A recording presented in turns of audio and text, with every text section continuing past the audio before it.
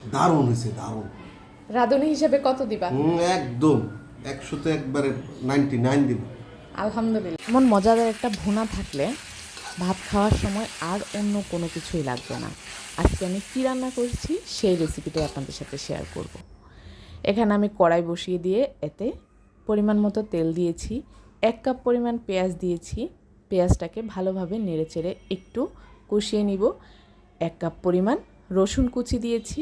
এখানে চাইলে আপনারা রসুন বাটাও ব্যবহার করতে পারেন, তবে রসুন কুচিটাই এই রেসিপির জন্য পারফেক্ট। স্বাদ মতো লবণ, হাফ চামচ পরিমাণ আদা বাটা, হাফ চামচ পরিমাণ রসুন বাটা দিয়েছি।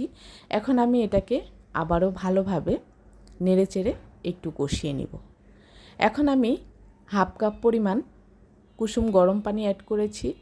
এখন আমি এতে অ্যাড করে দিব একটা টমেটো স্লাইস করে কেটে, খুবই পাতলা করে টমেটোটাকে কাটবো যাতে করে রান্না শেষ হওয়ার সাথে সাথে আমার টমেটোও গলে যায়। এখন আমি এতে গুঁড়া মশলাগুলো ব্যবহার করব। পরিমাণ মতো হলুদ গুঁড়া এবং পরিমাণ মতো ধনিয়া গুঁড়া, আর অ্যাড করে দিয়েছি পরিমাণ মতো ঝাল। ঝালের পরিমাণটা আপনাদের স্বাদের উপর নির্ভর করে দিবেন, তবে আজকের এই ভুনাতে ঝালের পরিমাণটা বেশি হলেই ভালো লাগে। আপনারা অনেকেই বুঝতে পেরে গেছেন আমি কি রান্না করছি।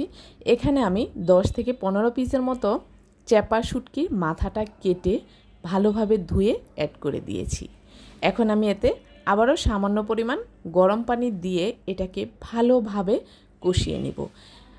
চুলার জাল লো মিডিয়াম হিটে রেখে রান্নাটা করতে হবে, তাতে করে সবগুলো উপাদান একসাথে হয়ে আসবে।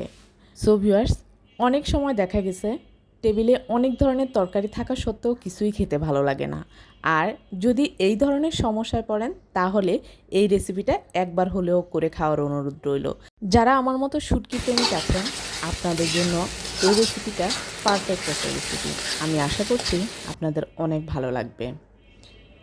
মজাদার আজকের এই শুটকি ভুনার রেসিপিটা কে কোথা থেকে দেখছেন অবশ্যই কমেন্টস করে জানাতে ভুলবেন না। যারা ফেসবুক পেজ থেকে দেখছেন প্লিজ আমার পেজটিতে লাইক ও ফলো দিয়ে কমেন্টস করে জানাতে ভুলবেন না কেমন হয়েছে। আর যারা ইউটিউব চ্যানেল থেকে দেখছেন প্লিজ আমার চ্যানেলটি সাবস্ক্রাইব করে পাশে থাকা বেল আইকনটি ক্লিক করে দিবেন এমন আরও মজাদার রেসিপি পাওয়ার জন্য। এখন আমি এতে অ্যাড করে দিয়েছি পরিমাণ মতো ধনিয়া পাতা। যাদের ধনিয়া পাতার স্মেলটা ভালো লাগে না আপনারা চাইলে এটাকে বাদ দিতে পারেন, তবে এই শুটকি ভুনায় ধনিয়া পাতার স্মেলটা কিন্তু অনেক বেশি ভালো লাগে। তার সাথে আমি অ্যাড করে দিয়েছি একটা বোম্বে মরিচের সামান্য কিছু অংশ। আর এই বোম্বে মরিচের ঝাল এই রেসিপিটাকে এতটাই দুর্দান্ত করে তুলবে যেটা আপনারা না খেলে বুঝতে পারবেন না। তাহলে চলুন এই রেসিপির রিভিউ শুনি। আমাদের শুটকি ভুনা খাওয়ার জন্য রেডি হয়ে গেছে, এখন আমরা একটু রিভিউ শুনবো। তুমি কি দিয়ে খাচ্ছ? চাপা শুটকি। হ্যাঁ, চাপা শুটকির ভুনা। চাপা শুটকি মানে মারাত্মক, মানে অনেকদিন পরে মনে মজা করে ভাত খেতেছি।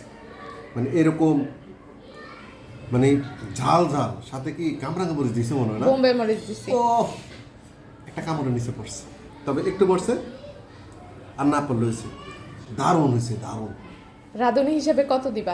একদম 100-তে একবারে 99 দিব। আলহামদুলিল্লাহ।